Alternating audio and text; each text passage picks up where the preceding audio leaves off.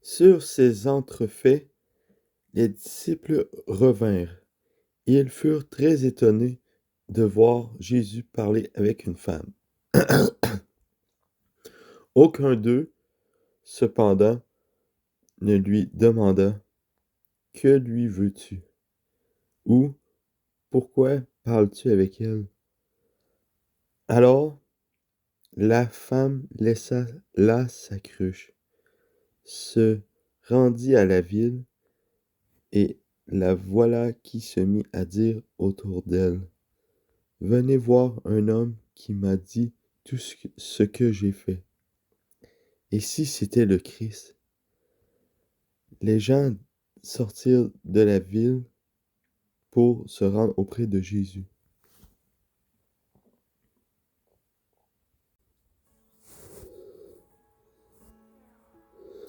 Entre-temps, les disciples pressaient Jésus en disant: Maître, mange donc. Mais il leur dit: J'ai pour me nourrir un aliment que vous ne connaissez pas.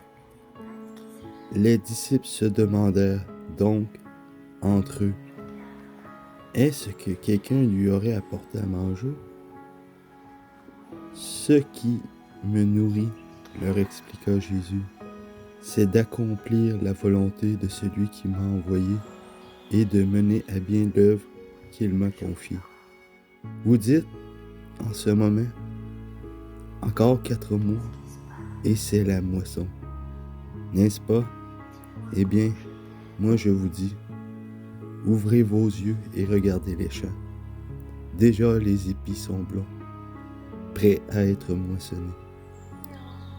Celui qui les fauche reçoit maintenant son salaire et récolte une moisson pour la vie éternelle. Si bien que semeur et moissonneur partagent la même joie. Ici se vérifie le proverbe: autre est celui qui sème, autre celui qui moissonne. Je vous ai envoyé récolter une moisson qui ne vous a coûté aucune peine. D'autres ont travaillé, et vous avez recueilli le fruit de leur labeur.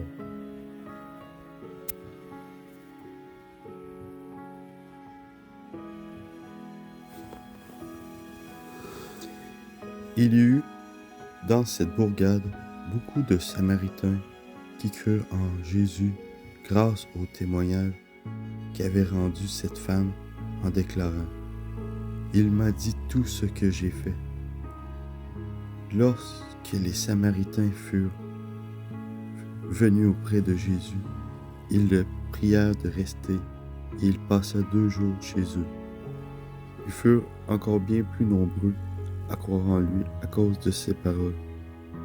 Et il disait à la femme: Non, nous croyons en lui, non seulement à cause de ce que tu nous as rapporté, mais parce que nous l'avons nous-mêmes entendu, et nous savons qu'il est vraiment le Sauveur du monde.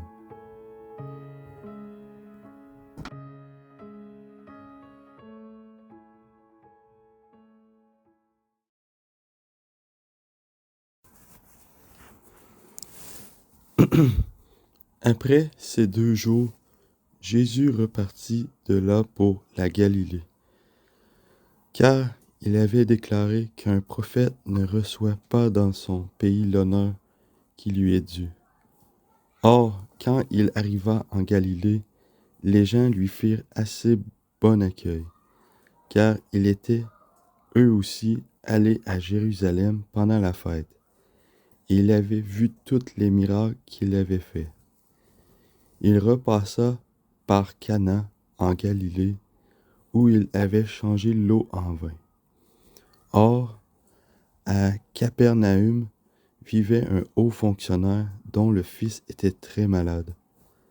Quand il apprit que Jésus était revenu de Judée en Galilée, il alla le trouver et le supplia de venir guérir son fils qui était sur le point de mourir.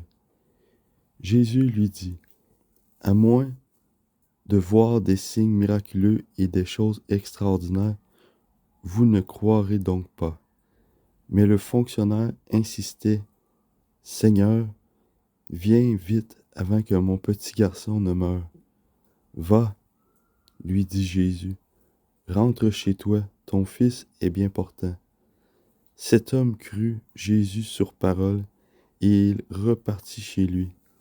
Sur le chemin du retour, plusieurs de ses serviteurs vinrent à sa rencontre et lui annoncèrent: Ton fils est bien portant.